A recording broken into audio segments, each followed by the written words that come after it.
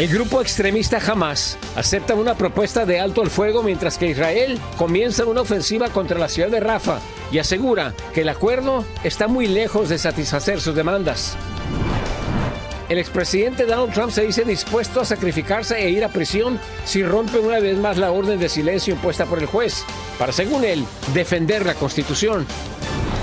Terror en una iglesia en Pensilvania. Un sujeto armado interrumpe el servicio dominical para disparar en contra del pastor a quemarropa. Las imágenes son impactantes. Autoridades de Nueva York ponen mano dura en contra de los cientos de motociclistas que circulan irregularmente y que son los causantes de decenas de accidentes fatales. Las campañas presidenciales en la República Mexicana llegan a la recta final.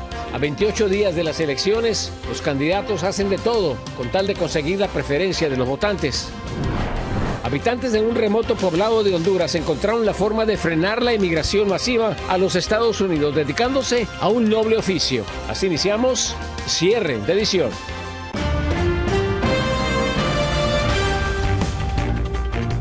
¿Qué tal? Muy buenas noches, bienvenidos a su noticiero nacional Cierre de Edición. Les informa José Armando Ronstadt. Mil gracias por acompañarnos. Iniciamos con este lunes, donde los ojos del mundo se han posado en el conflicto en el Medio Oriente. El grupo extremista Hamas aceptó un acuerdo de alto al fuego propuesto por Qatar y por Egipto, pero Israel no está convencido y están respondiendo con un ataque masivo a la frontera de Rafah en Gaza. Desde Washington, D.C., Alfredo Miranda nos tiene más detalles.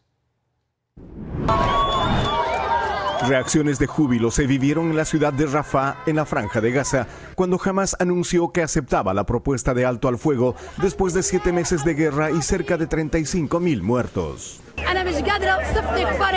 No puedo describirte mi alegría. Salimos de Gaza. Mis hijos fueron llevados de un lugar a otro viviendo en tiendas de campaña y hoy nos despedimos de esas tiendas. Agradezco a todos los que estuvieron conmigo y agradezco a todos los que apoyaron a Palestina. Dios está con nosotros.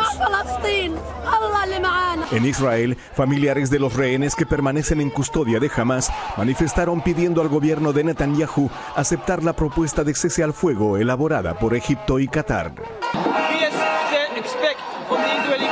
Esperamos que el gobierno israelí acepte este acuerdo para salvar a todos los rehenes que aún están vivos. No hablemos de peleas y sangre. Ayer nos enteramos de que 3 soldados murieron a causa de cohetes lanzados desde Gaza. Detengan la matanza. Salven vidas, vidas de rehenes y vidas de soldados israelíes.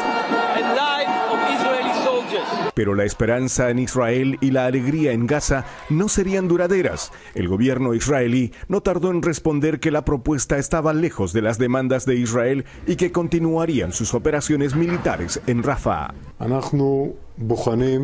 Examinamos cada propuesta con la mayor seriedad y agotamos todas las posibilidades en materia de negociaciones y retornar a los rehenes a sus hogares lo antes posible como misión principal. Paralelamente, seguimos operando en la Franja de Gaza y continuaremos haciéndolo.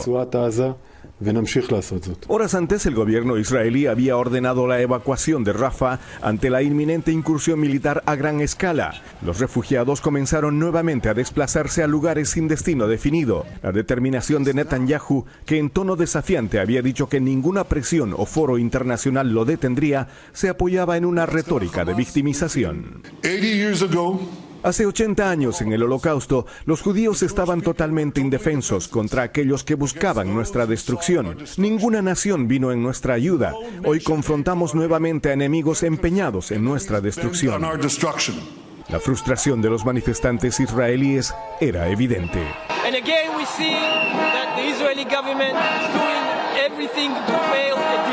Según observadores internacionales, el acuerdo sobre el cese al fuego no está siquiera cerca de concretarse y a esta hora se reportan nuevos ataques israelíes sobre la ciudad de Rafah. Desde Washington, Alfredo Miranda, Noticias Estrella TV.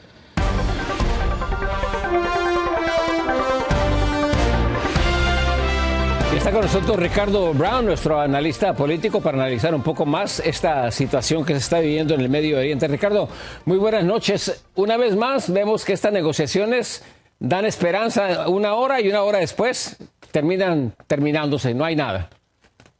Bueno, efectivamente hay alguna esperanza. En estos momentos son las 6:05, un poquito después de las 6 de la mañana en Cairo. Y la esperanza es que al menos Israel, Hamas, y los países mediadores, que son por supuesto Qatar y Egipto, con la concurrencia también de Estados Unidos, representando a Estados Unidos y William Burns, que es el jefe de la Agencia Central de Inteligencia, por lo menos van a conversar de nuevo. Vamos a ver si estas conversaciones producen razones para que se justifique ese júbilo tan breve que vimos entre los palestinos dentro de Gaza. También lo hubo en capitales del mundo árabe, cuando se creyó por momentos de que se había llegado a un acuerdo, a una negociación para por lo menos un cese al fuego temporal. Entonces vino la noticia de que el gobierno de Israel manifiesta que no reúne las condiciones que ha exigido para un cese al fuego y comenzó los ataques a partes de Rafah. ¿Y se sabe cuáles son las exigencias de Israel para rechazar esta propuesta? Verdaderamente, Israel el primero exige la liberación de todos los rehenes. No se sabe exactamente cuántos de esos rehenes permanecen con vida. Se cree que la mayoría, si es que están vivos, están precisamente en Rafah, bajo cautiverio precisamente de Hamas. Y el primer ministro Netanyahu lo que ha dicho es que de ninguna forma él va a aceptar una paz duradera permanente con Hamas, siendo Hamas gobierno en Gaza. Eso es una exigencia que yo creo que va a ser muy difícil de resolver en una mesa de negociaciones. Al igual que Hamas exige la desaparición del Estado israelí, algo que no va a poder lograr jamás, va a ser difícil que Israel, a pesar de que tiene enormes recursos militares, se pueda totalmente aniquilar al grupo Hamas. Ricardo, sabemos que Hamas es considerado un grupo terrorista. Sabemos que Estados Unidos no va a negociar con grupos terroristas. Sabemos que apoya a Israel. Entonces, ¿cuál es el papel de Estados Unidos en estas negociaciones? Yo creo que en efecto sí están negociando con Hamas. Allí en unas horas estará nada más ni nada menos que el jefe de la Agencia Central de Inteligencia. Las guerras se tienen que terminar y esta es una guerra terrible como todas las guerras, para un lado y otro. Fue terrible como comenzó este conflicto con aquella incursión de Hamas en que mataron a 1.200 israelíes, secuestraron a otros 250, en su mayoría todos civiles. Es terrible, han sido terribles las consecuencias de la respuesta israelí, la pérdida de vida inocente. Ya casi son 40.000 personas las que han muerto en Gaza, en su gran mayoría civiles, niños, mujeres, personas de la tercera edad. Por mucho que el gobierno de Biden diga que su política es que no negocia con terroristas, finalmente hay que negociar por lo menos un cese de las hostilidades. El gobierno de Trump, al final de cuentas, negoció con el Talibán. Había sido supuestamente la política estadounidense no negociar tampoco con el Talibán, que estaba catalogado como un grupo terrorista. Bueno, esperemos que esta amenaza de atacar en Rafah no vaya a echar todo esto al diablo, como dicen muchos, ¿no? Y que vamos a tener que seguir viendo estas atrocidades que se están cometiendo. Muchísimas gracias, Ricardo. Gracias, buenas noches a todos. En otro tema, inició la cuarta semana del juicio penal del expresidente Donald Trump en Nueva York y de nueva cuenta el exmandatario está en problemas. El juez Juan Merchan lo amenazó con enviarlo a la cárcel si sigue haciendo comentarios en su contra. El expresidente reaccionó y dice estar dispuesto a hacer lo que sea necesario para defenderse. Because this judge has given me a gag order and said you'll go to jail if you violate it. And frankly, you know what? Our Constitution is much more important than jail. It's not even close. I'll do that sacrifice any day. Trump volvió a ser multado por $1,000 por violar la orden de silencio. En total ya ha pagado $10,000 por hacer comentarios despectivos contra el juez o personal del tribunal. Y la campaña de reelección del presidente Joe Biden lanzó una nueva serie de anuncios en español centrados en el tema del aborto. Lo hace para buscar el voto latino de cara a las elecciones de noviembre. El anuncio, titulado Fuerte, destaca el compromiso con la defensa de las libertades de las mujeres y ya es emitido en estados claves como Georgia, Michigan, Carolina del Norte, Pensilvania, Wisconsin, Arizona y Nevada. Pasamos a otra información. En México se acerca la recta final en las campañas rumbo a la presidencia. A solo 4 semanas, Claudia Sheinbaum, Xochitl Gálvez y Jorge Álvarez Maínez afinan sus estrategias en busca de convencer a los votantes. Vamos a la capital mexicana con Víctor Blas, que nos dice qué es lo que están haciendo. A 4 semanas de la jornada electoral en México, los candidatos han incrementado sus actividades de campaña. Xochitl Gálvez de la coalición Fuerza y Corazón por México, Jorge Álvarez Maínez, representando a Movimiento Ciudadano, y la oficialista Claudia Sheinbaum de la coalición Sigamos Haciendo Historia, le han puesto intensidad a las redes sociales. Con bailes y valiéndose de todo, buscan colocarse en la preferencia de los electores. La boda la celebraban. También incrementaron sus ofensivas en esta última recta de la carrera. Gálvez aseguró que ya alcanzó a la puntera Sheinbaum y que en estos días la va a superar. Ya empatamos en las encuestas y esta semana vamos a rebasar a la Sheinbaum.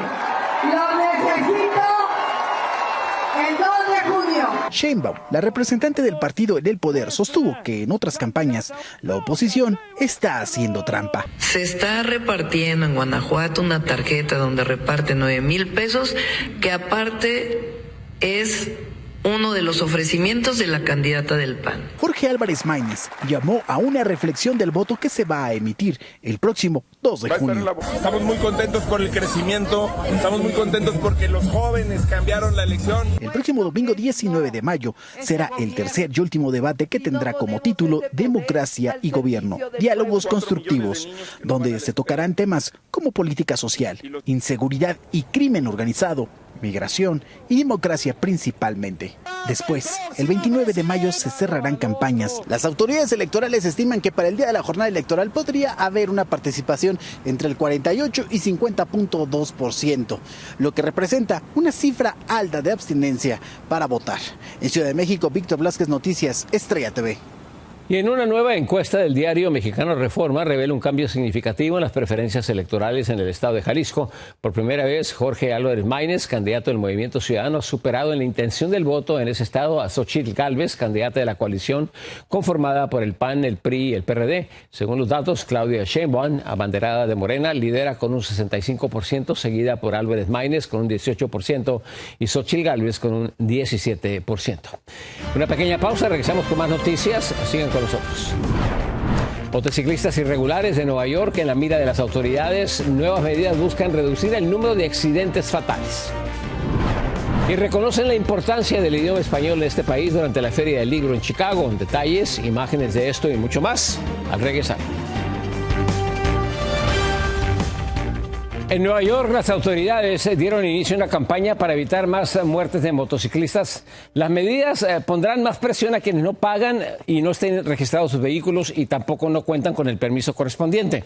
Desde la Gran Manzana, Ángela González nos tiene todos los detalles.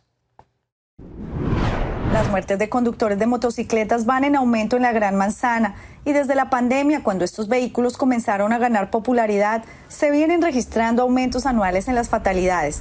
En 2023, 55 motociclistas murieron en accidentes y de estos solo 13 tenían permisos para conducir y 20 de estas motocicletas no estaban registradas. El gobierno local lanzó una campaña educativa y de conciencia pública para reducir estas estadísticas. Tenemos una campaña aquí visual que estará en las redes sociales, educando a todas las personas que usen motores, saber sobre cuáles son sus responsabilidades. La llegada de migrantes a la ciudad en busca de trabajo como repartidores de comida también disparó la venta de motocicletas, pero la barrera del idioma es un obstáculo para incluso poderse educar. Y no pueden optar bien por las clases porque las clases son en inglés y pues el instructor también es en inglés. Se entiende que estamos en otro país, pero deberían ser un poco más sensibles, que lo educaran, y en la escuela sea en español y la clase en español. ya que pues no manejan el idioma. La policía le ha declarado la guerra a las motocicletas ilegales. Sin embargo, en lo que va de este 2024 se ha registrado un aumento del 33% en las fatalidades, con 728 lesiones reportadas hasta ahora, en comparación con 548 que fueron reportadas el año pasado en el mismo periodo. Llevan a la gente por delante, no respetan los semáforos, no respetan que uno va a cruzar y ellos pasan así por un lado, que hay que estar pendiente cuando uno vaya a cruzar, porque de verdad se llevan a la gente por delante. La Ley de Tráfico y Vehículos de Nueva York exige que todos los conductores de motocicletas tengan una licencia clase M válida y no es legal operar una motocicleta con una licencia clase D, que es para operar vehículos de pasajeros. Desde Nueva York, Ángela González, Noticias Estrella TV. En una iglesia de Pensilvania, un hombre armado intentó dispararle al pastor en pleno sermón.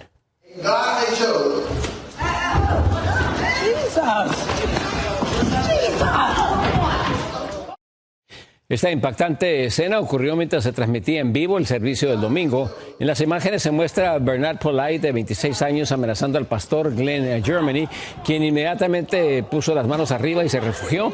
Afortunadamente el arma se trabó y el hombre fue reducido por algunos asistentes. Después del incidente, el hombre fue arrestado y más tarde las autoridades encontraron el cadáver de un hombre identificado como Derek Polite, de 56 años, en su propia casa. Y este fin de semana se llevó a cabo la Feria del Libro en Chicago y organizadores aprovecharon para promover el idioma español en Estados Unidos, que se ha convertido en el cuarto país con más hispanoparlantes en el mundo. En la Ciudad de los Vientos, Claudia Cisneros nos tiene la siguiente historia. Leer en español es para algunos una misión imposible, sobre todo para hijos de latinos nacidos en los Estados Unidos, que tienen que hacer un gran esfuerzo por mantenerse competentes en el idioma de sus padres.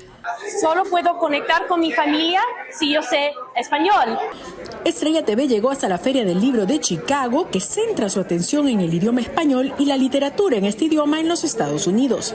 Y ese es el propósito de la feria, que la gente se acerque, ¿verdad?, para entrar en contacto con su idioma. Sabemos que los jóvenes a veces pierden el español, el idioma de sus padres, pero bueno, también queremos que se interesen en eso. El cóndor, que es de Sudamérica, por ejemplo, el colibrí, que se encuentra en Guatemala, Centroamérica, el guanaco, la llama, la alpaca, la vicuña.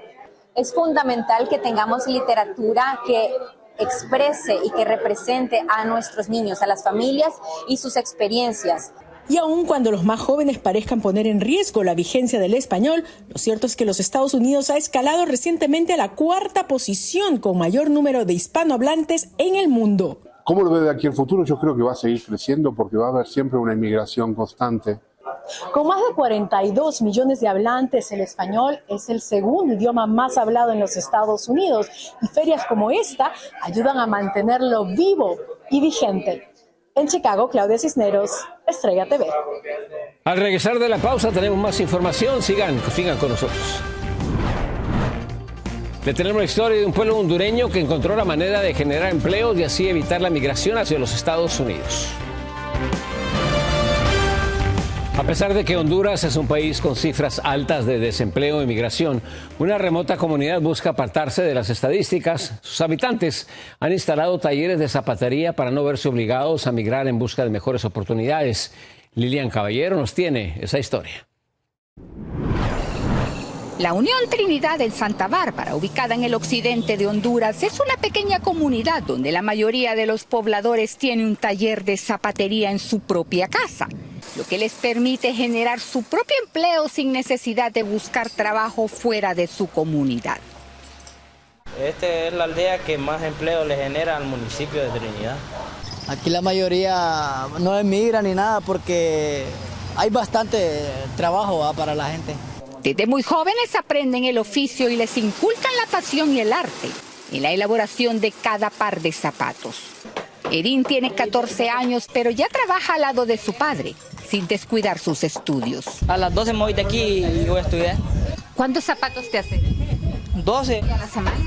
A la semana son como 46 pares o 50. Es conocida como la capital del calzado debido a su alta calidad.